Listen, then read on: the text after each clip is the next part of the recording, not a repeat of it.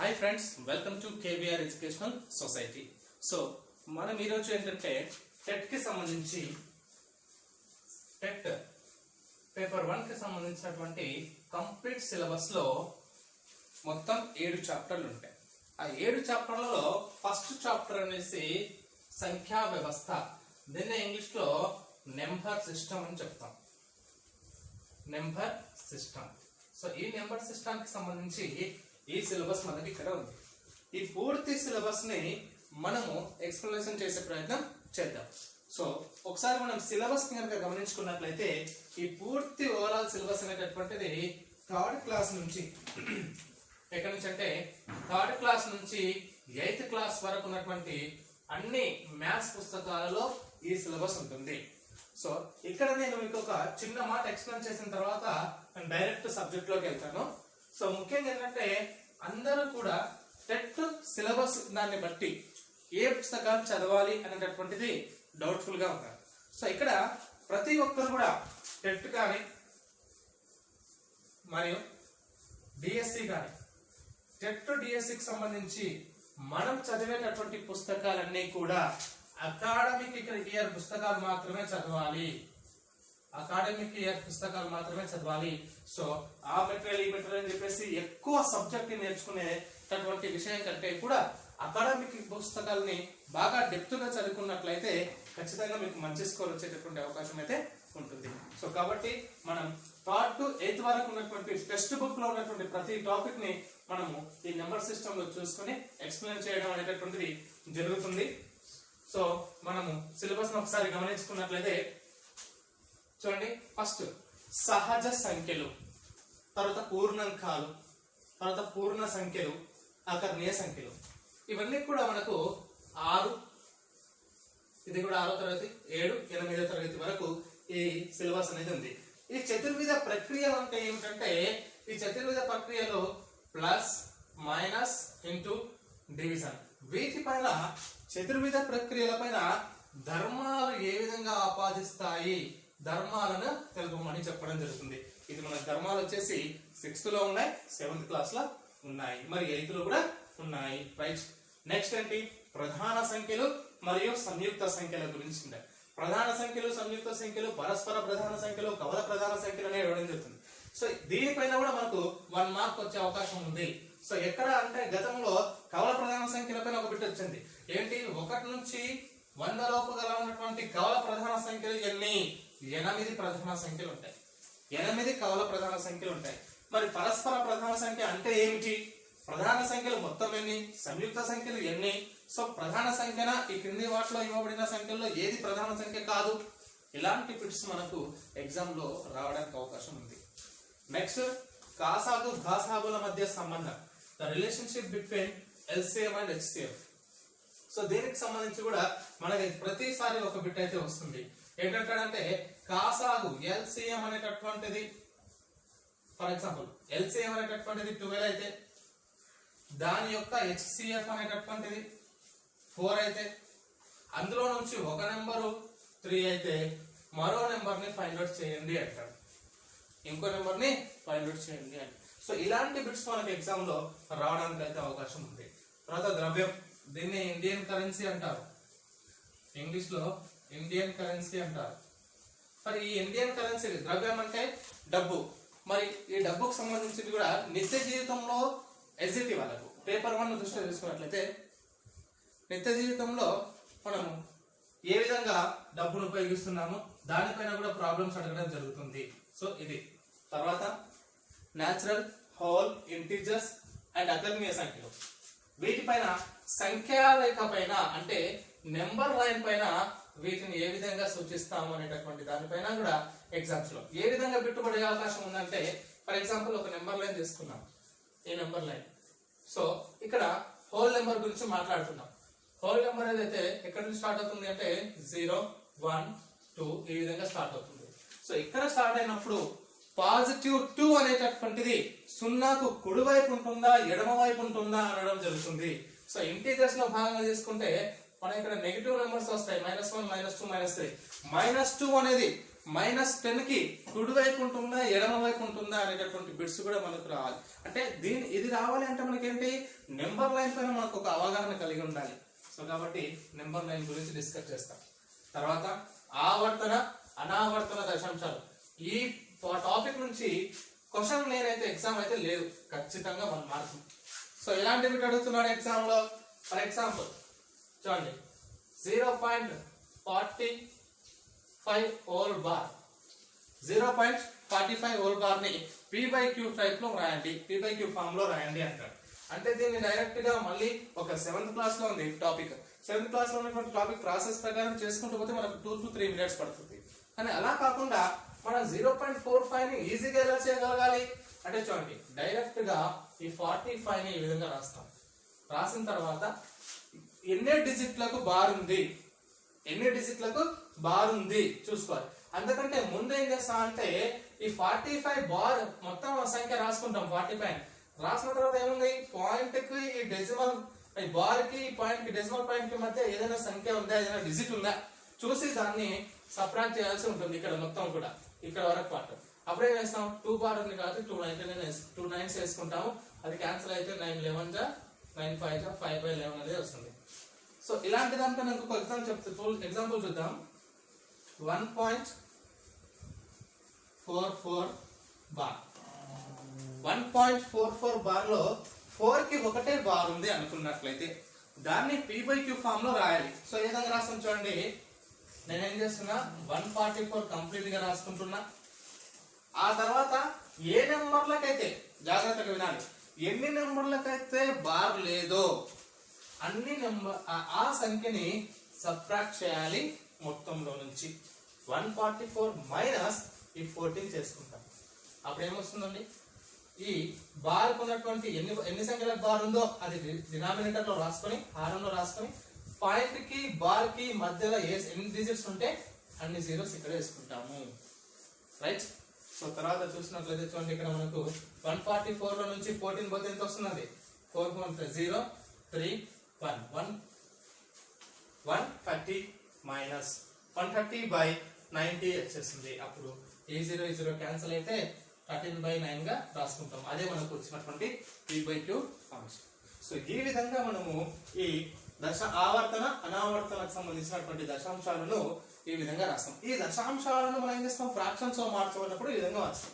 తర్వాత వచ్చినటువంటిది ఏంది, squares and square roots, వర్గాలు వర్గమూలాలు. వర్గాలు చూడండి, ఏ స్క్వేర్. ఇప్పుడు ఏ స్క్వేర్ అంటే అర్థం ఏంటి, అసలు వర్గం అంటే ఏంటి, ఏమైనా 2 సజాతి పదాలు ఒకదానికొకటి గుణించుకోవడం వల్ల వచ్చేది వర్గం. అంటే ఏ ఇంటూ ఏ స్క్వేర్ అంటాం. అట్లా 4 into 4 చేస్తే ఏమొస్తుందండి, 16 వస్తుంది. 16 అనేటటువంటిది ఖచ్చిత వర్గం అవుతుంది. అట్లా. సో వర్గములు అంటే ఏంటి, ఖచ్చిత వర్గములు. ఇప్పుడు ఏ రూట్ ఆఫ్ ఏ గా రాస్తాను, 16 is equal to root of 16 గా రాస్తే అర్థం ఏమొస్తుంది, 16 యొక్క వర్గమూలం ఏమవుతుంది చెప్పండి, ఎప్పుడైతే రూట్ లో ఉన్నటువంటి సంఖ్య ఖచ్చితమైనటువంటి వర్గం అయితేనే దాని యొక్క సంపూర్ణమైనటువంటి రియల్ స్క్వేర్ రూట్ అనేటటువంటిది మనకు వచ్చేస్తుంది. చూడండి, రూట్ 16 is equal to 4 వచ్చేస్తుంది. రూట్ 25 is equal to 5 వచ్చేస్తుంది. సో ఈ విధంగా వర్గాలు వర్గమూలాలు, గణాలు ఘనమూలాలు. ఘనమూలాలు అంటే 3 times ఇంటూ చేసుకోవడం. 2 cube is equal to 8 వస్తుంది. 4 cube is equal to 64 వస్తుంది. ఆ విధంగా ఇస్తాం. క్యూబ్ రూట్ లో మార్చాలంటే cube root of 64 is equal to ఎంత అంటే 4 అంటే 4 ని 3 times ఇంటూ చేసుకోవాలి. 4 into 4 into 4 అంటే 4 4 16, 16 4 64. సో ఆ విధంగా ఘనమూలాలు గణాలు. తర్వాత పైథాగరస్ త్రికాసం అనేటటువంటివి నేర్చుకుంటాం. పైథాగరస్ త్రికాస్ గురించి కూడా ఒక సింపుల్ ట్రిక్ ఉంటుంది. ఏదైతే పెద్ద సంఖ్య ఉందో ఇదే మనకు కర్ణంగా తీసుకుంటాం, హైపోటెన్యూస్ అంటారు ఇంగ్లీష్ లో. సో ఆ 5 square is equal అనేటటువంటిది 3 square plus 4 square కి ఈక్వల్ గా ఉంటుంది. 5 square అంటే 25, 3 square అంటే 9 plus 16 is equal to కూడా 25 అవుతుంది. సో అప్పుడు నేనే పైథాగరస్ త్రికంలో పైథాగరస్ సిద్ధాంతం ప్రకారం దీని యొక్క ఫైండ్ అవుట్స్ అనేది చేసుకోవడం జరుగుతుంది. సో ఓవరాల్ గా మనకు నెంబర్ సిస్టమ్ పైన మనకు 4 నుంచి 5 మార్క్స్ అయితే తప్పకుండా వచ్చే అవకాశం అయితే ఉంది. కాబట్టి మనం ఏం చేస్తున్నాం అంటే ఈ మొత్తం సిలబస్ ని మనం ఇప్పుడు నేర్చుకునే ప్రయత్నం చేస్తాం. కాబట్టి దీన్ని జాగ్రత్తగా అందరూ వినండి. సో కొత్తగా ఎవరైనా చూసే వాళ్ళు ఉంటే కనుక ఈ కేవీఆర్ ఎడ్యుకేషన్ సొసైటీ అనేటటువంటి యూట్యూబ్ ఛానల్ ని సబ్స్క్రైబ్ చేసుకోవడం మర్చిపోవద్దు. సో నెక్స్ట్ ఇప్పుడు సిలబస్ గురించి చూసుకున్నాం కదా ఫ్రెండ్స్. నెక్స్ట్ ఏం చేస్తున్నాం అంటే సంఖ్యా వ్యవస్థలో ఫస్ట్ దాని నుంచి మనం మొదలు పెట్టుకుంటున్నాం. ఒకటి ఫస్ట్ వన్ ఏంటి అంటే సహజ సంఖ్యలు. సహజ సంఖ్యలు. ఈ సహజ సంఖ్యల కంటే బిఫోర్ మనం ఏం చేస్తామంటే అంకెలు అంటే ఏమిటి, సంఖ్యలు అంటే ఏమిటో డిస్కస్ చేద్దాం. సో ఫస్ట్ అంకెల గురించి మాట్లాడుతున్నాను నేను. నూతనంగా ఏర్పరిచినటువంటి ఏపీ కొత్త పుస్తకాల్లో కూడా మనకు క్లియర్ గా ఇవ్వడం జరిగింది. అంకెలు అంటే చూడండి 0, 1, 2, 3, 4, 5, 6, 7, 8, 9. ఇక్కడ ఉన్నటువంటి ఈ 10 అంకెలు 10 సంఖ్యలను లేదా గుర్తులను అనుకుందాం. సో చూడండి 0, 1, 2, 3, 4, 5, 6, 7, 8, 9లను మనం ఏమంటాం అంటే అంకెలు అని అంటారు. దీన్ని ఇంగ్లీష్ లో డిజిట్స్ అని అంటాం. ఇంగ్లీష్ లో డిజిట్స్ అని అంటాం. 0, 1, 2, 3, 4, 5, 6, 7, 8, 9లను అంకెలు అని అంటాము. సో ఈ అంకెల ఆధారంగా ఇప్పుడు ఫర్ ఎగ్జాంపుల్ నేను ఏం రాస్తున్నా అంటే 4 తీసుకున్నాను, 9 తీసుకున్నాను, 49 రాశాను అనుకుంటే ఈ 49 నే మనం ఏమంటాం అంటే సంఖ్య అంటాం. ఈ 49 నే సంఖ్య అంటాం. అంటే ఈ సింగిల్ డిజిట్స్ అన్నమాట. ఇవన్నీ కూడా ఒకే స్థానాన్ని ఏర్పరచుకుని ఉంటాయి. 0, 1, 2, 3, 4, 5, 6, 7, 8, 9లని ఈ మొత్తాన్ని అంకెలు అంటారు. అంకెలు అనేటటువంటివి పరిమితము. అంకెలు అనేటటువంటివి పరిమితంగా ఉంటాయి.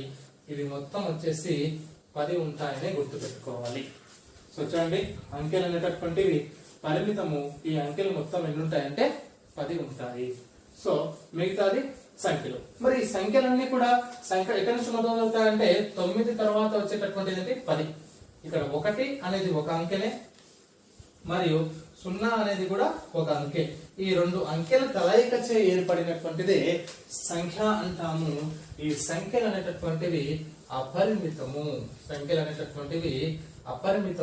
ఇది చాలా ఎక్కువగా ఉంటాయి. ఇన్ఫినిటీ, దాన్ని కౌంట్ చేయలేము. సో మొదటి సంఖ్య ఏది అంటే 10 అనేది గుర్తు పెట్టుకోవాలి. 10 నుంచి సంఖ్యలు మొదలవుతాయి.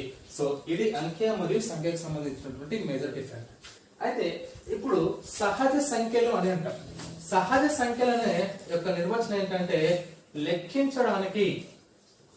లెక్కించడానికి వీలైనటువంటి సంఖ్యలను సహజ సంఖ్యలు అని అంటారు.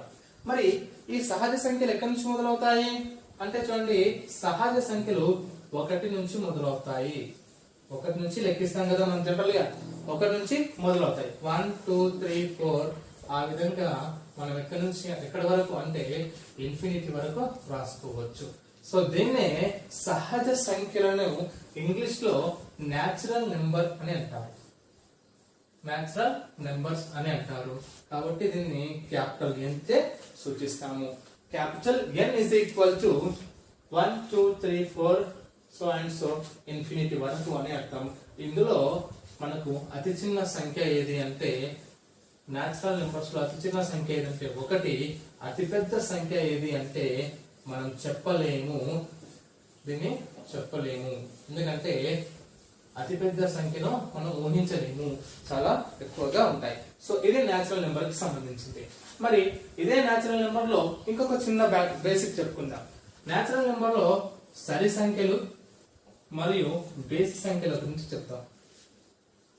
సరి సంఖ్యలు మరియు బేసి సంఖ్యలు.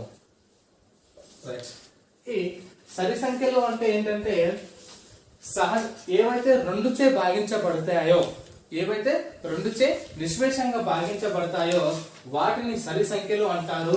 లేదా 1ల స్థానంలో మీ అందరికీ తెలుసు 1ల స్థానంలో 0, 2, 4, 6, 8 ఉన్నట్లయితే వాటిని మనం ఏమంటున్నాం అంటే సరి సంఖ్యలు అని అంటాం. ఎగ్జాంపుల్ ఇక్కడ చూడండి 48. చూడండి 1ల స్థానంలో 8 ఉంది కాబట్టి సరి సంఖ్య. తర్వాత 52, తర్వాత 120 ఈ విధంగా ఉన్నటువంటి సంఖ్యలను మనం ఏమంటాం అంటే సరి సంఖ్యలు అని అంటాం. మరి ఈ సరి సంఖ్యల యొక్క సాధారణ రూపం ఏంటి? సరి సంఖ్యల యొక్క సాధారణ రూపం.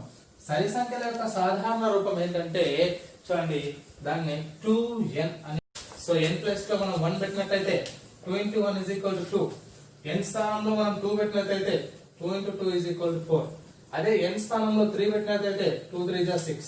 n స్థానంలో 4 పెడితే 8 5 పెట్టినట్లయితే 2 5 is 10. సో ఈ విధంగా మనకు 2 4 6 8 10 అనేటటువంటి ఇవి వస్తాయి. ఇది సరి సంఖ్యల యొక్క సాధారణ రూపము అని అంటారు. మరి తర్వాత బేసి సంఖ్యలు. బేసి సంఖ్యల గురించి మనం డిస్కస్ చేసుకున్నట్లయితే సో దీన్ని ఇంగ్లీష్ లో ఆడ్ నెంబర్స్ అని అంటాం. సరి సంఖ్యల్ని ఈవెన్ నెంబర్స్ అని అంటారు. సరి సంఖ్యల్ని ఈవెన్ నెంబర్స్ అని అంటారు. సో ఇక్కడ ఆడ్ నెంబర్స్ అంటే ఏంటంటే ఒకట్ల స్థానంలో వన్స్ ప్లేస్ లో ఒకట్ల స్థానంలో 1 3 5 7 9 ఉన్నట్లయితే వాటిని మనము బేసిస్ సంఖ్యలు అంటారు. ఇక్కడ ఎగ్జాంపుల్ చూద్దాం. 39 ఇది ఒక బేసి సంఖ్యనే. 121 బేసి సంఖ్యనే. 975 బేసి సంఖ్య అవుతుంది. సో ఇప్పుడు బేసి సంఖ్యల యొక్క సాధారణ రూపం ఏంటంటే 2n plus 1 లేదా 2n minus 1 అనేటటువంటిది బేసి సంఖ్యల యొక్క సాధారణ రూపం అని అంటారు. సో బేసి సంఖ్యల యొక్క సాధారణ రూపం. ఇప్పుడు n ప్లేస్ లో మనము 3 పెట్టారనుకోండి. 3 పెడితే ఏమవుతుందండి 2 into 3 plus 1 మరియు 2 into 3 minus 1. 2 3 जा 6 plus 1 is equal to 7 అవుతుంది. 2 3 जा 6 minus 1 is equal to 5 వస్తుంది. 5 7 రెండు కూడా బేసిస్ సంఖ్యలు. సో ఈ విధంగా మనము బేసిస్ సంఖ్యల యొక్క సాధారణ రూపం ద్వారా బేసిస్ సంఖ్యల్ని ఫైండ్ అవుట్ చేయవచ్చు. సో దాన్ని మనకు ఇవన్నీ కూడా బేసిక్ కాన్సెప్ట్స్ ఫ్రెండ్స్. మీకు ఇవన్నీ కూడా ఫర్దర్ గా ఎప్పుడైనా సరే పెద్ద పెద్ద లెక్కలు వచ్చినప్పుడు ఈ బేసిక్స్ అనేవి మీకు ఖచ్చితంగా ఉపయోగపడతాయి. మరి నెక్స్ట్ మనం ఏం నేర్చుకుంటున్నాం అంటే హోల్ నెంబర్స్ అంటారు ఇంగ్లీష్ లో, తెలుగులో పూర్ణాంకాలు. పూర్ణాంకాల గురించి మనం ఈరోజు డిస్కస్ చేసుకుంటున్నాం. సో పూర్ణాంకాలు ఏంటంటే దీన్ని ఇంగ్లీష్ లో హోల్ నెంబర్స్ అంటారు కాబట్టి W చేసి సూచిస్తాము.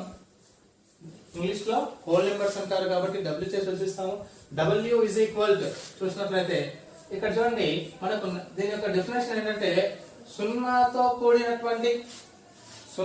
కూడినటువంటి సహజ సంఖ్యల సమితినే సహజ సంఖ్యల సమితినే మనం ఏమంటున్నాం అంటే పూర్ణాంకాలు అంటారు. ఎలా చూడండి ఇక్కడ 1 2 3 4 5 ఈ విధంగా మనం వెళ్ళినట్లయితే వీటిని ఏమంటాం సహజ సంఖ్యలు అంటారు.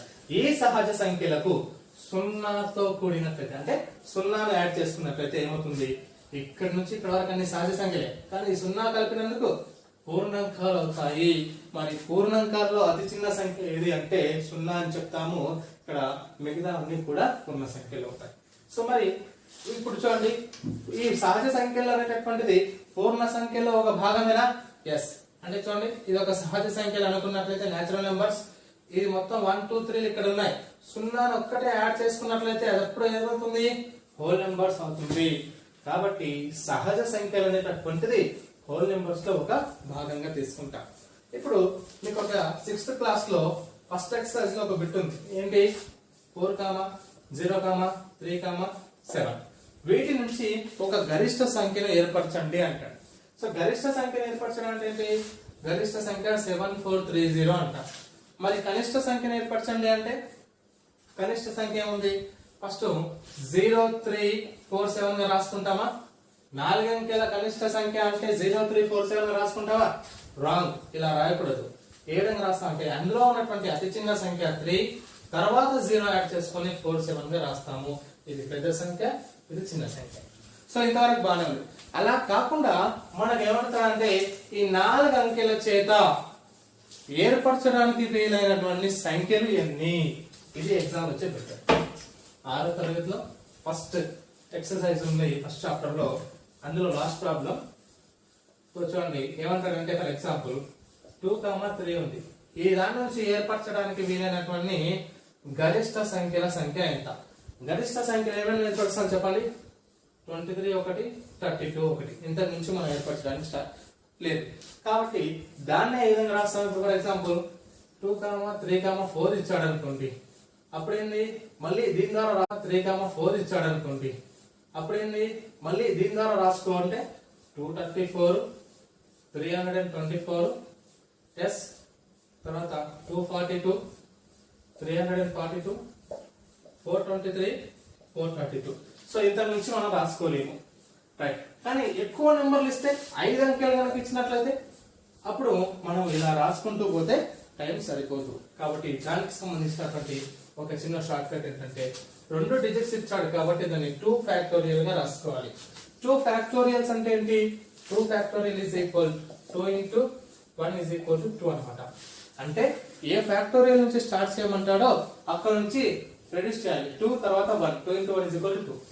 తర్వాత 3 నెంబర్స్ ఇచ్చాడు కదా, 3 ఫ్యాక్టోరియల్ చేయండి. 3 into 2 into 1 is equal to 2 3 जा 6, 6 1 जा 6. సో 6 రాస్తాం మనం. 6 1 2 3 4 5 6 మొత్తం ఈ 6 వచ్చేసాయి. ఒకవేళ 4 డిజిట్స్ ఇస్తే అండి, 4 డిజిట్స్ ఏమి ఇచ్చాడు? 1 2 3 4 ఇచ్చాడు అనుకోండి, ఏం చేస్తాం? 4 ఫ్యాక్టోరియల్ రాస్తాము. అది 4 into 3 into 2 into 1 గా రాసుకుంటాం. ఏమొస్తుంది? 4 3 जा 12, 12 3 जा 24, 24 1 जा 24, 24 సంఖ్యలను ఏర్పరచవచ్చు అన్నమాట. అలానే ఇందాక మాట్లాడుకున్నటువంటి క్వశ్చన్ ప్రకారం ఒకవేళ 4, 0, 3, 7 ఇచ్చి ఎన్ని నంబర్స్ ని ఏర్పరచవచ్చు 4 అంకెల సంఖ్యలు అని అడిగినట్లయితే ఎలా చేస్తామంటే చూడండి, మనకు 4 ఇచ్చాడు కాబట్టి అందులో 0 ఉంది కాబట్టి 4 ఫ్యాక్టోరియల్ మైనస్ 3 ఫ్యాక్టోరియల్ చేయాలి. 4 ఫ్యాక్టోరియల్ మైనస్ 3 ఫ్యాక్టోరియల్ చేయాలి. ఎప్పుడు? 0 ఉన్నప్పుడు. కాబట్టి 4 ఫ్యాక్టోరియల్ అంటే ఎంత అండి? 4 into 3 into 2 into 1 minus 3 into 2 into 1 గా రాస్తాం. అప్పుడు చూడండి 4 3 जा 12, 12 2 जा 24, 24 1 जा 20, 24 మైనస్ 3 2 जा 6, 6 1 जा 6 అవుతుంది. అప్పుడు 24 మైనస్ 6 చేస్తే ఎంత వస్తుందంటే 18 నెంబర్స్ రాయవచ్చు దీని ద్వారా. సో టెక్స్ట్ బుక్ లో గరిష్ట కనిష్ట సంఖ్యలను ఏర్పరచడం మాత్రమే ఉంది, కానీ మనకు ఎగ్జామ్ పాయింట్ ఆఫ్ వ్యూ వచ్చేసరికి ఎన్ని సంఖ్యలను ఏర్పరచవచ్చు ఉంది కాబట్టి సో ఈ విధంగా చెప్పడం జరిగింది. దీన్ని దృష్టిలో పెట్టుకోవాలి. ఓకే ఫ్రెండ్స్, సో ఇందాక మనం 4 డిజిట్స్ తీసుకొని ఫ్యాక్టోరియల్ మెథడ్ ప్రకారం చేద్దాం కదా. ఇప్పుడు 5 డిజిట్స్ ఉన్నాయనుకోండి, 3 4 7 0 1. సో ఈ మెథడ్ లో ఉన్నప్పుడు మనం ఏ విధంగా చేస్తాం అంటే చూడండి, సో సింపుల్ గా 5 ఫ్యాక్టోరియల్ మైనస్ 4 ఫ్యాక్టోరియల్ చేసినట్లయితే మనకు ఆన్సర్ వచ్చేస్తుంది. 5 ఫ్యాక్టోరియల్ అంటే మీకు తెలుసు కదండి, 5 నుంచి తక్కువ ఒకటొకటి రెడ్యూస్ చేసుకుంటూ వెళ్తే వచ్చేటటువంటి 5 కంటే తక్కువైనటువంటి అన్ని నెంబర్స్ ని ఇంటూ చేసి మైనస్ 4 ఫ్యాక్టోరియల్ చేసుకుంటాం. Right right. సో తర్వాత ఏం చేస్తాం? 5 4 जा 20, రైట్, 5 20, 23 जा 60, 62 जा 120, 121 जा 120, 120 మైనస్ అండ్ 4 3 जा 12, 12 3 जा 24. ఎన్ని నెంబర్స్ ని ఏర్పరచవచ్చు అంటే 120 లో నుంచి 24 పోతే 96 నెంబర్స్ ని మనము ఏర్పరచవచ్చు. ఎందులో నుంచి? 5 డిజిట్స్ నుంచి 96 నెంబర్స్ ని మనము ఏర్పరచడానికి అవకాశం ఉంది. సో ఈ విధంగా మనము ఫ్యాక్టర్ కి సంబంధించినటువంటి ప్రాబ్లమ్స్ ని, ఫ్యాక్టోరియల్ కి సంబంధించినటువంటి సంఖ్యలు అంటే డిజిట్స్ ఇస్తాడు, కొన్ని డిజిట్స్ ఇచ్చి వాటిని ఏర్పరచమని చెప్తాడు. రైట్. సో నెక్స్ట్ మనం ఇప్పుడు నేర్చుకోవాల్సింది ఏంటంటే చూడండి, గతంలో ఇప్పుడు ఇందాక సహజ సంఖ్యలు నేర్చుకున్నాము, తర్వాత పూర్ణాంకాల గురించి నేర్చుకున్నాము. ఈ పూర్ణాంకాలకు సంబంధించి ఈ రెండింటికి సంబంధించి సరి మరియు బేసి, తర్వాత ఫ్యాక్టోరియల్ కి సంబంధించినటువంటి ప్రాబ్లమ్స్ ఒకసారి డిస్కస్ చేసాం. ఇప్పుడు ఏం చేసుకుంటున్నాం అంటే పూర్ణ సంఖ్యలు. ఇప్పుడు నేర్చుకుంటుంటే ఏంటంటే పూర్ణ సంఖ్యలు. ఈ పూర్ణ సంఖ్యలనే మన ఇంగ్లీష్ లో ఇంటీజర్స్ అని అంటారు, ఈ పూర్ణాంకాలని హోల్ నెంబర్స్ అంటారు. సో ఇంటీజర్స్ తెలుసుకున్నట్లయితే ఇక్కడ చూడండి, మనం నేచురల్ నెంబర్స్ గురించి రాసాం కదా, 1 2 3 4 5 ఇలా సో అండ్ సో ఇన్ఫినిటీ, ఇక్కడ వరకు నేచురల్ నెంబర్స్ అని చెప్పుకున్నాం. సో దీనికి 0ను యాడ్ చేసినట్లయితే ఏమవుతుంది? పూర్ణాంకాలు వస్తాయి, హోల్ నెంబర్స్ వస్తాయి. వీటితో పాటు వీటన్నింటిని ఏమంటాం అంటే మనకు ధన పూర్ణ సంఖ్యలు అని అంటాం. వీటిని ఏమంటాం అంటే ధన పూర్ణ సంఖ్యలు అంటాం. మరి ఈ ధన పూర్ణ సంఖ్యలకు సున్నాను యాడ్ చేస్తే ఏమొచ్చింది? పూర్ణాంకాలు వచ్చినాయి. వీటితో పాటు రుణ సంఖ్యలను యాడ్ చేసినట్లయితే మనకు ఏమొస్తుంది అంటే పూర్ణ సంఖ్యలు వస్తాయి. దాన్నే మనం ఇంటీజర్స్ అంటాం. ఈ ఇంటీజర్స్ ని ఇంగ్లీష్ లో ఐ లేదా క్యాపిటల్ ఐ లేదా క్యాపిటల్ జెడ్ తో సూచించడం జరుగుతుంది. ఇది పూర్ణ సంఖ్యలకు సంబంధించింది. సో ఇవన్నీ బేసిక్స్ కంపల్సరీ నేర్చుకుని ఉండాలి. రైట్. సో ఈ విధంగా మనం చేస్తాం. సో నెక్స్ట్ ఇప్పుడు ఇందులో చిన్న సంఖ్య పెద్ద సంఖ్య చెప్పడానికి వస్తుందా అండి? రాదు. పూర్ణ సంఖ్యలో చిన్న మరియు పెద్ద సంఖ్యలను చెప్పడానికి వీలవ్వదు. నెక్స్ట్ ఏం నేర్చుకుంటామంటే అకరణీయ సంఖ్యలు. ఇది చాలా ఇంపార్టెంట్. అకరణీయ సంఖ్యలు. మరి ఈ అకరణీయ సంఖ్యలకు సంబంధించి మనం నేర్చుకుందాం. అకరణీయ సంఖ్యల్ని ఏ విధంగా రాస్తారంటే అకరణీయ సంఖ్యల్ని క్యాపిటల్ క్యూ చే సూచిస్తాము. దీన్ని ఏ విధంగా రాస్తామంటే x such that x is equal to p by q form. అంటే x అనేది ఒక అకరణీయ సంఖ్య అంటే p by q ఫామ్ లో ఉండాలి. అంటే ఒక భిన్న రూపంలో ఉంటూ p, q అనేటటువంటిది బిలాంగ్స్ టు i.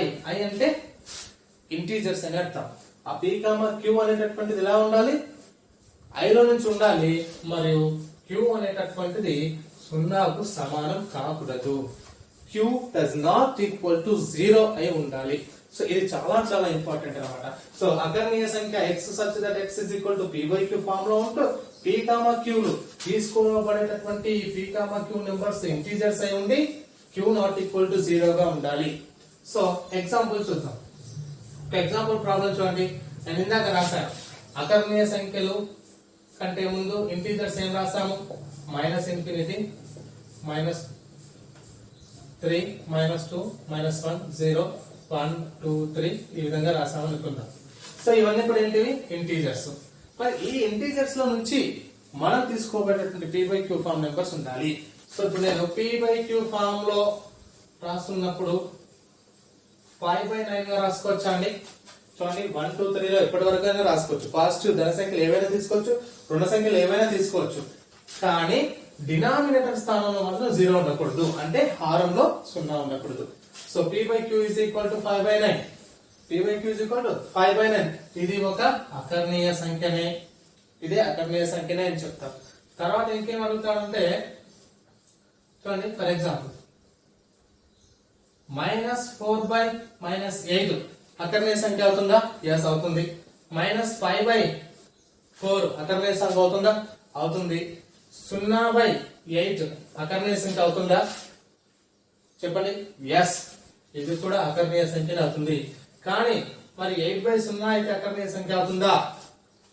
8/0 అకర్ణీయ సంఖ్య అవ్వదు. ఎందుకంటే కండిషన్ ప్రకారం q not equal to 0 అంటే p by q ఫామ్ లో డినామినేటర్ స్థానం అనేటటువంటిది 0 కు సమానంగా కాకూడదు. కాబట్టి 8/0 అనేది అసాధ్యము, సాధ్యపడదు. కాబట్టి ఇది అకర్ణీయ సంఖ్య కాదు. ఇది అకర్ణీయ సంఖ్య అవుతుంది. సో ఈ విధంగా మనం అకర్ణీయ సంఖ్యల గురించి తెలుసుకుంటాం. సో ఇది అకర్ణీయ సంఖ్య అంటే. సో మొత్తంగా మనం అకర్ణీయ సంఖ్యలో తీసుకున్నాం. ఈ -4 గానీ మైనస్లన్నీ కూడా ఎక్కడి నుంచి తీసుకోవాలి? ఇంటీజర్స్ నుంచి తీసుకోవాలి. కాబట్టి అకర్ణీయ సంఖ్యల్ని మనం ఏర్పరచడం అనేటటువంటిది జరిగింది. రైట్. సో మనం ఉన్నటువంటి సిలబస్ లో సహజ సంఖ్యలు, పూర్ణాంకాలు, పూర్ణ సంఖ్యలు మరియు అకర్ణీయ సంఖ్యలకు సంబంధించి కొంచెం బేసిక్ నేర్చుకున్నాం. ఈ బేసిక్ సంబంధించినటువంటి ధర్మాల గురించి ఉంది చూడండి. ఈ ధర్మాలు అనేటటువంటి చాలా చాలా ఇంపార్టెంట్ మనకు. కాబట్టి దీనిపైన ఒక స్పెషల్ వీడియో అనేటటువంటిది చేయడం జరుగుతుంది. సో అది నెక్స్ట్ మనం అప్లోడ్ చేస్తాము. సో దీని తర్వాత మనం ఏం నేర్చుకుంటామంటే నెక్స్ట్ నేర్చుకోవాల్సింది ఏంటంటే ప్రధాన సంఖ్యలకు సంబంధించి. ప్రధాన సంఖ్యలు, ఈ ప్రధాన సంఖ్యలకు సంబంధించి మనం నేర్చుకున్నట్లయితే దీనికంటే బిఫోర్ మనం ఏం నేర్చుకుంటాం అంటే కారణాంకాల గురించి నేర్చుకుంటాం. కారణాంకము, కారణాంకం అంటే ఏమిటి? చూడండి, ఒక సంఖ్యను నిష్పేషంగా భాగించే సంఖ్యలను, ఏదైనా ఒక సంఖ్యను నిష్పేషంగా భాగించే సంఖ్యలను ఆ సంఖ్య యొక్క కారణాంకాలు అని అంటాం. బాగా గుర్తుపెట్టుకోవాలి. ఒక సంఖ్యను నిష్పేషంగా భాగించేటటువంటి సంఖ్యలను ఆ సంఖ్య యొక్క కారణాంకాలు అంటారు. ఎగ్జాంపుల్ 4 అనేటటువంటిది ఉంది. 4 ను నిష్ప్రయోజనంగా భావించే సంఖ్య లేది. 1 4 4, yes, 1 4 the 4, next 2 2 the 4, next మళ్ళీ 4 1 the 4, ఇంతకు మించి రాదు. Right. So 1 4 the 4, 2 2 the 4, 4 1 the 4 అంటే మనకి ఏం చెప్తున్నాం ఇక్కడ 1 2 4 అనేటటువంటిది ఈ 4ను నిష్పేషంగా అంటే శేషం సున్నా లేకుండా భాగిస్తాయి. కాబట్టి ఈ 1 2 4 లని ఈ 4 యొక్క కారణాంకాలు అంటారు. ఇంగ్లీష్ లో ఫ్యాక్టర్స్ అని అంటారు. సో కాబట్టి ఇవి 4. ఇది కారణాంకం అంటే. మరి ఈ కారణాంకాలకు సంబంధించి ఇంకొక ఎగ్జాంపుల్ చూసుకున్నట్లయితే చూడండి, మనకు ఇక్కడ 6 అనేది ఉంది. 6 యొక్క కారణాంకాలు చెప్పండి. 1 6 6, 2 3 6, 3 2 6 మరియు 6 1 6. ఇది 6 1 6. అదే విధంగా మనం ఇంకోటి 24 చూద్దాం. 24 చెప్పండి. 1 24 24, 2 12, 3 8 24 అండ్ 4 6 24 వస్తుంది. తర్వాత 5 రాదు. 6 4 24, yes. తర్వాత 8 3 వస్తుంది. సారీ 8 3 వస్తుంది. తర్వాత 12 2 వస్తుంది. అండ్ నెక్స్ట్ మళ్ళీ ఏం వస్తుందంటే 24 1 24 వస్తుంది. సో ఈ విధంగా మనము వాటిని నేర్చుకుంటాం. సో ఇది కారణాంకాలు. మరియు దీంట్లోనే మనం నేర్చుకోవాల్సింది ఇంకోటి ఏంటంటే శుద్ధ సంఖ్య. శుద్ధ సంఖ్య అంటే ఏమిటి చూడండి. శుద్ధ సంఖ్య అంటే ఏంటి? శుద్ధ సంఖ్య అంటే ఏమిటంటే ఏదైనా ఒక సంఖ్య యొక్క కారణాంకాల మొత్తము ఆ సంఖ్యకు రెట్టింపు అయితే, ఏదైనా ఒక సంఖ్య యొక్క కారణాంకము ఆ సంఖ్యకు రెట్టింపు అయితే అటువంటి సంఖ్యలను శుద్ధ సంఖ్య అంటారు. ఎగ్జాంపుల్ ఇక్కడ 6 ఉంది చూడండి. ఎగ్జాంపుల్ మనకి ఇక్కడ 6 ఉంది. 6 యొక్క కారణాంకాలు ఏవేవి? 1 2 3 మరియు 6. ఇవి మొత్తం యాడ్ చేయండి. ఎంత అవుతుంది? 6 + 3 9, 9 + 2 11 + 1 12 అవుతుంది. అంటే 6 యొక్క కారణాంకాలు దానికి ఏమైంది? 12 అయింది. అంటే దానికి డబల్ అవుతున్నాయి. వాటి రెట్టింపు కనుక ఆ సంఖ్య యొక్క కారణాంకాలు ఆ సంఖ్యకు కనుక రెట్టింపు అయితే ఆ కారణాంకాలు మొత్తం అటువంటి సంఖ్యలను శుద్ధ సంఖ్య అంటారు. అంటే 6 అనేది ఒక శుద్ధ సంఖ్య అవుతుంది. సో 6 అనేది ఒక శుద్ధ సంఖ్య అవుతుంది. అలాగే ఒక ఎగ్జాంపుల్ 28 తీసుకోండి. 28 తీసుకోండి. సో 28 చూడండి. 1, తర్వాత 2 3 రాదు. 4 7, తర్వాత 4, తర్వాత 5 రాదు. 6 రాదు. 7 రాదు. సో 7 7 4 వస్తుంది. నెక్స్ట్ 8 9 రాదు. తర్వాత డైరెక్ట్ 14 వస్తుంది. తర్వాత 28 వస్తుంది. ఎస్. ఇప్పుడు వీటన్నిటిని యాడ్ చేసుకుంటే వెళ్ళండి. +3 అవుతుంది. 3 + 4 7, 7 + 4 14, 14 + 14 28, 28 + 28 = 56. అంటే 28 కి డబల్ 56 కదా. అంటే 28 యొక్క కారణాంకాల మొత్తం 56 అయింది. అంటే అవి కారణాంకాల మొత్తం ఆ సంఖ్యకు రెట్టింపు అయ్యింది. కాబట్టి 28 కూడా ఒక శుద్ధ సంఖ్య అవుతుంది. 28 కూడా ఒక శుద్ధ సంఖ్య అవుతుంది. సో ఈ విధంగా మనము శుద్ధ సంఖ్యలకు సంబంధించి నేర్చుకుంటాము. సో నెక్స్ట్ ఫ్రెండ్స్, గుణిజం అంటే తెలుసుకుందాం. గుణిజం అంటే ఒక సంఖ్య ఇంకో సంఖ్యచే లబ్ధాన్ని ఏర్పరచుకోవడం. ఒక సంఖ్య మరొక సంఖ్యచే లబ్ధం ఏర్పరచుకున్నట్లయితే దాన్ని గుణిజం అంటారు. అంటే ఎగ్జాంపుల్ 6 × 4 = 24 అంటారు. 6 × 4 24. దీన్నే 6 యొక్క గుణిజాల్లో 24 1. అది ఎప్పుడు వస్తుంది? 6 4ల 24 వస్తుంది. ఇంకో మాట కొంచెం చెప్పాలంటే ఒక సంఖ్యను ఏదైనా ఒక సంఖ్యను సహజ సంఖ్యల చేత గుణించుకుంటూ వెళ్ళినట్లయితే వచ్చిన ప్రతి సంఖ్య ఆ సంఖ్య యొక్క గుణిజాలు అవుతాయి. ఆ విధంగా కండక్ట్ చేస్తాం. సో ఇప్పుడు ఇంకో దీన్ని ఏ విధంగా రాయొచ్చు అంటే గుణ్యం. దీన్ని ఏమంటారు అంటే 6ని గుణ్యం అంటారు. గుణ్యం ఇంటూ గుణకం = లబ్ధం. ఇది అన్నమాట. మనం గుణిజానికి సంబంధించి గుణ్యం ఇంటూ గుణకం = లబ్ధం. ఈ విధంగా మనం దీన్ని కనుక్కుంటాం. రైట్. సో అంటే గుణిజం అంటే ఒక సంఖ్యను ఏదైనా ఒక సంఖ్యచే గుణించగా వచ్చేటటువంటిది లబ్ధము. అయితే అదే ఒక సంఖ్యను సహజ సంఖ్యలచే గుణించుకుంటూ పోయినట్లయితే ఆ సంఖ్య యొక్క గుణిజాలు వస్తాయని అర్థమవుతుంది. ప్రధాన సంఖ్యలు. నెక్స్ట్ మనం నేర్చుకునేటటువంటిది ఏంటంటే ప్రధాన సంఖ్యలు. ఈ ప్రధాన సంఖ్యలకు సంబంధించి మనము క్లియర్ గా నేర్చుకుందాం. సో ప్రధాన సంఖ్యలు అంటే మనం ఇందాక కారణాంకము గుణిజము గురించి తెలుసుకున్నాం. ఈ కారణాంకం గుణిజంలో కారణాంకం అనేటటువంటిది ప్రధాన సంఖ్యల్ని క్లియర్ గా అర్థం చేయిస్తుంది. సో చూడండి, మనకు ప్రధాన సంఖ్య యొక్క డెఫినేషన్ చూసుకున్నట్లయితే ఒకటి మరియు ఇచ్చినటువంటి సంఖ్య ఏదైనా అదే సంఖ్య కారణాంకముగా వచ్చినట్లయితే ఆ సంఖ్యలను ప్రధాన సంఖ్యలు అంటారు. ఇంగ్లీష్ లో దీన్ని ప్రైమ్ నెంబర్స్ అని అంటాం. చూడండి, ఎగ్జాంపుల్ తీసుకుంటున్నాను. 3 ఎగ్జాంపుల్ 3 అనేది. ఈ 3 అనేటటువంటి దాన్ని నేను ఇది ప్రధాన సంఖ్యనా కాదా అంటే చూడండి, 1 3 3 మరియు 3 1 3. 1 3 3 3 1 3 అంటే ఇక్కడ 1 మరియు అదే సంఖ్య. 1 ఒక కారణాంకము మరియు 3 అనేది ఒక కారణాంకం. ఇంతకు మించి 3కు కారణాంకాలు లేవు, రాయలేము కూడా. అలాంటి సంఖ్యలను ప్రధాన సంఖ్యలు అని అంటారు. అది ఇంపార్టెంట్. అలాంటి సంఖ్యలను మనం ఏమంటున్నాము? ప్రధాన సంఖ్యలు అంటారు. సో మరి ఇంకొక ఎగ్జాంపుల్ తీసుకోండి. 11 రాయడం ట్రై చేయండి. 1 11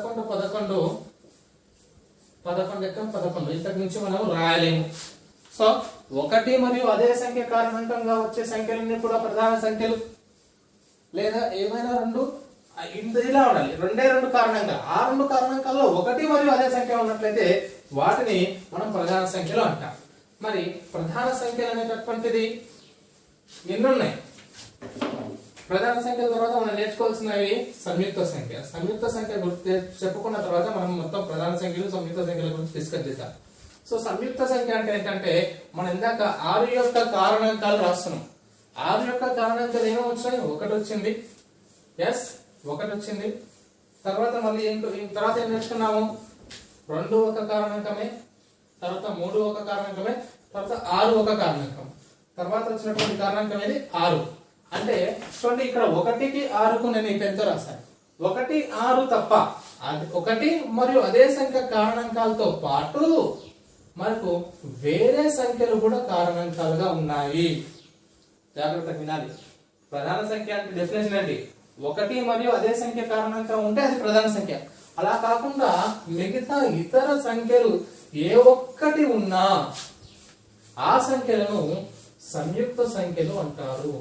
ఇంగ్లీష్ లో కాంపోజిట్ నెంబర్ అంటారు. ఇంగ్లీష్ ఏమంటారంటే కాంపోజిట్ నెంబర్స్ అని అంటారు. సో ఇది అన్నమాట. 1 మరియు అదే సంఖ్య కనుక ఉంటేనేమో ప్రధాన సంఖ్య. అలా కాకుండా ఏ ఒక్క సంఖ్య అయినా సరే దానికి కారణాంకంగా ఉంటే వాటితో పాటు వాటిని సంయుక్త సంఖ్యలు అంటారు. మరి ఈ సంయుక్త సంఖ్యలకు ఉదాహరణ ఏంటి? 6 రాసుకోవచ్చు, 9 రాయవచ్చు, 16 రాయవచ్చు. సో 9 చూసుకుంటే చూడండి, 1 9 9, నెక్స్ట్ 3 3 9, నెక్స్ట్ 9 9. సో 9 1 ఉంది, ఓకే, కానీ 3 కూడా వచ్చేసింది. కాబట్టి ఇక్కడ ఉన్నటువంటి 9 అనేటటువంటిది కూడా సంయుక్త సంఖ్య అవుతుంది అనేది గమనించుకోవాలి. సో నెక్స్ట్ మనకు కంప్లీట్ గా ప్రధాన సంఖ్యలకు సంయుక్త సంఖ్యలకు ఒకసారి నేను క్లియర్ గా ఎక్స్ప్లెయిన్ చేస్తాను. 1 నుంచి 10 వరకు మాత్రమే చూస్తాను, మిగతావి మీరు నేర్చుకునే ప్రయత్నం చేయండి. సో చూడండి, సో 1 అనేటటువంటిది ప్రధాన సంఖ్యనా సంయుక్త సంఖ్యనా? 1 అనేది సంయుక్త సంఖ్య కాదు మరియు ప్రధాన సంఖ్య కూడా కాదు. ఎందుకంటే 1 అనేది ప్రతి సంఖ్యకు కారణాంకమే. 1 అనేది ప్రతి సంఖ్యకు కారణాంకమే అవుతుంది. కాబట్టి ప్రతి సంఖ్య 1 యొక్క గుణిజం అవుతుంది. బాగా గుర్తుపెట్టుకోవాలి. 2 పాయింట్స్. 1 అనేది ప్రతి సంఖ్యకు కారణాంకము మరియు ప్రతి సంఖ్య అనేటటువంటిది ఏదైనా ఒక సంఖ్య తీసుకోండి, ప్రతి సంఖ్య అనేటటువంటిది 1 యొక్క గుణిజమే అవుతుంది. 1 యొక్క గుణిజం అవుతుంది. సో కాబట్టి 1 అనేది సంయుక్త సంఖ్య కాదు, ప్రధాన సంఖ్య కాదు అనేది గుర్తుపెట్టుకోవాల్సిన విషయం. ఇక్కడ 2 యొక్క కారణాంకాలు చూడండి. 2 యొక్క కారణాంకాలు 2, 1 కాబట్టి ఇది ప్రధాన సంఖ్య. 3 యొక్క కారణాంకాల్లో ఇది కూడా ప్రధాన సంఖ్య అవుతుంది, ఎందుకంటే 3 యొక్క 3 1 3 3 కాబట్టి. 4 చూసుకున్నట్లయితే చూడండి, మనకు ఇక్కడ 1 4తో పాటు ఇంకేదైనా ఎక్స్ట్రా వస్తుందా? 2 to the 4 వస్తుంది, కాబట్టి ప్రధాన సంఖ్య కాదు. ఏ సంఖ్య అవుతుంది? అది సంయుక్త సంఖ్య అవుతుంది. మరి 5 చూడండి, ఇది 5 ఎక్కం 5 వచ్చింది, 1 5 5 వస్తుంది, ఇంతకు మించి రాదు, కాబట్టి ఇది ప్రధాన సంఖ్య అవుతుంది. మరి 6 3 2 6 వస్తుంది, 2 3 వస్తుంది, కాదు. 7 ప్రధాన సంఖ్య. 8 కాదు, ఎందుకంటే 2 4 వస్తుంది. నెక్స్ట్ 9 1 అదే సంఖ్య కాకుండా ఇప్పుడు 10 ఉంది, 1 10లో 10 ఓకే, 10 ఎక్కం 10 ఓకే. ఈ 2 కాకుండా ఇంకేదైనా సంఖ్య వస్తుందా? ఎస్, 2 5 వస్తుంది, 5 2 వస్తుంది, కాబట్టి ఇది ప్రధాన సంఖ్య కాదు, ఇది సంయుక్త సంఖ్య అవుతుంది. సో మనం ఈ విధంగా మనం ప్రధాన సంఖ్యల్ని కనుక్కునే ప్రయత్నం చేస్తాం.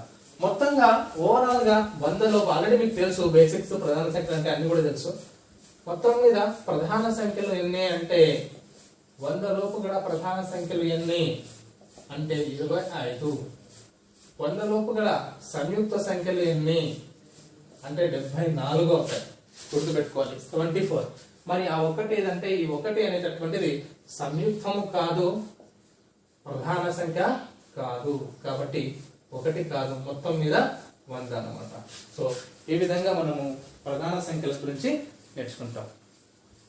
సో నెక్స్ట్ చూసుకున్నట్లయితే ఏంటంటే ఫ్రెండ్స్, మనకు ఈ ప్రధాన సంఖ్యలు అనేటటువంటిది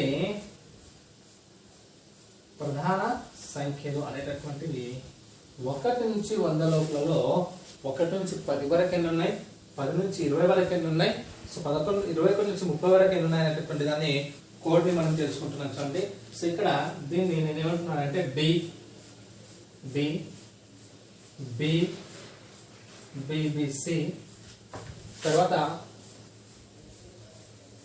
ఇది కూడా బి బి సి, ఇది బిఏ, రైట్. సో దీని ప్రకారం మనము కోడ్ ఇచ్చుకుంటాము. ఎన్ని ప్రధాన సంఖ్యలు ఉన్నాయంటే 1 నుంచి 10 లోపు ఉన్నటువంటి ప్రధాన సంఖ్యలు డి అంటే 4, ఏబిసిడి ప్రకారం డి అంటే 4.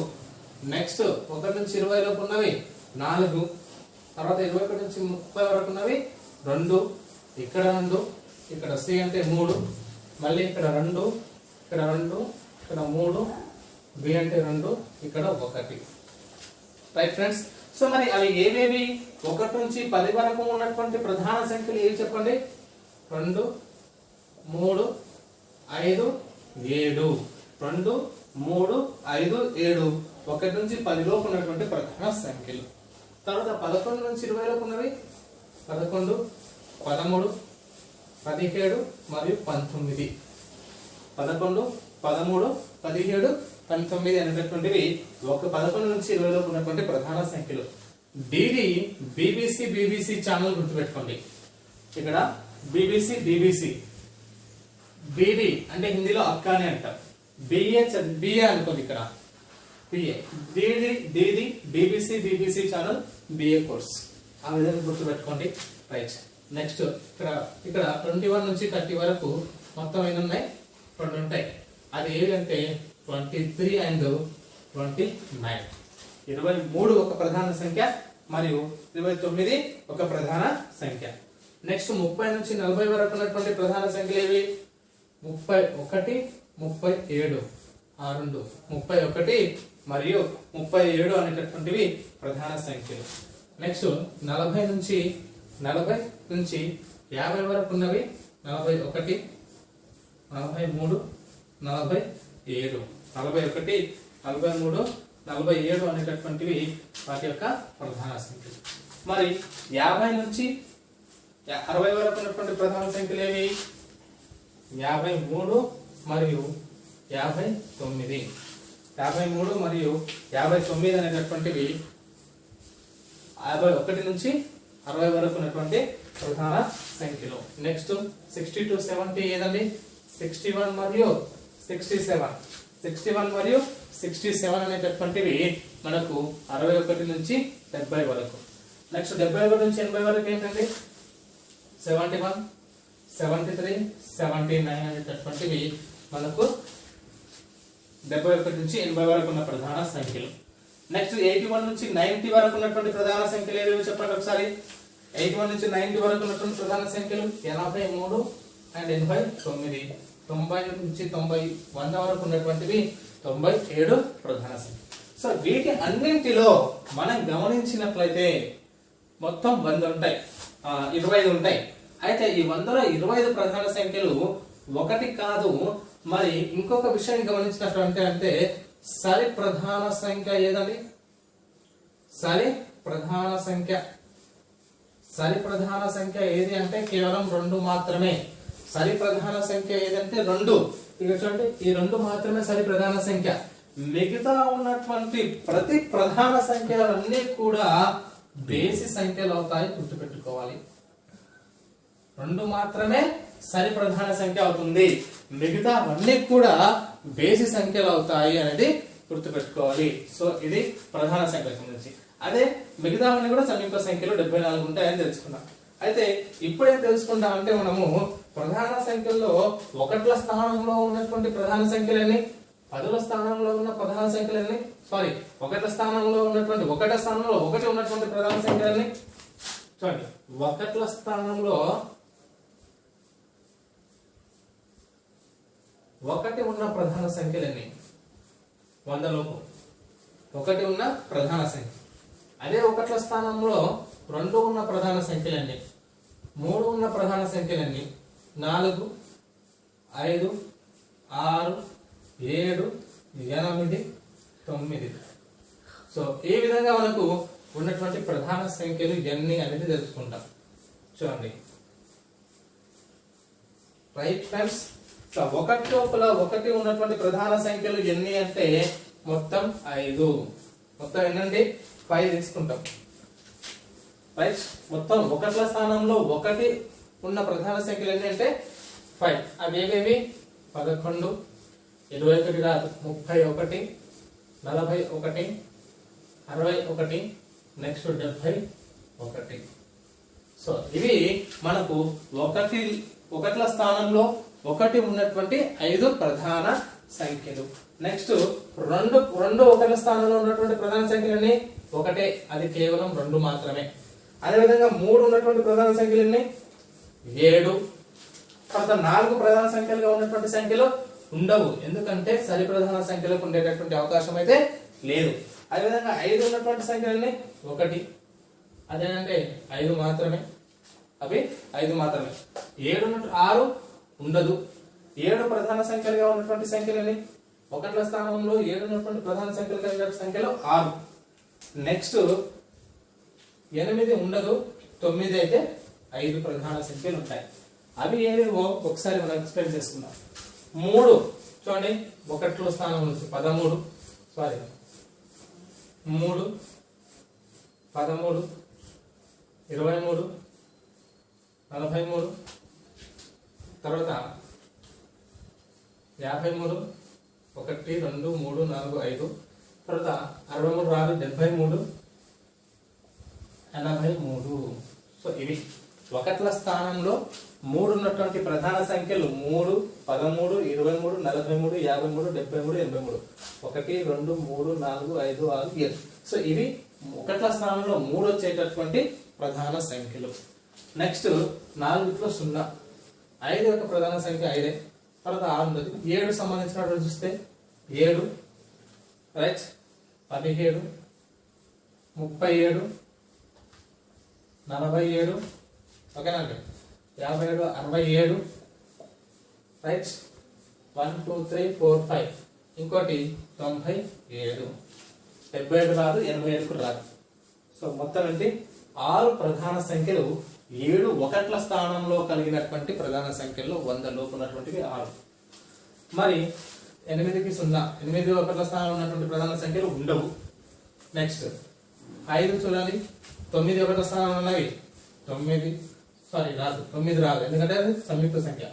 19, 29, 39 రాదు, 49 రాదు, 59, 69 రాదు, 79, 89.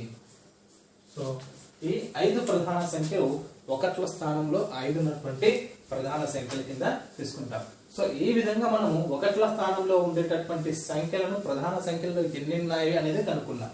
సో తర్వాత మనకు ఏ ఏ సంఖ్యల్లో ప్రధాన సంఖ్యలు ఉండకపోవడానికి అవకాశం ఉంది అంటే చూడండి, ఇక్కడ 4 ఒకట్ల స్థానంలో 4, 6 కానీ 8 కానీ 0 కానీ ఉన్నట్లయితే వాటిని ప్రధాన సంఖ్యలు ఉండడానికి అవకాశం అయితే లేదు అనేది గుర్తుపెట్టుకోవాలి.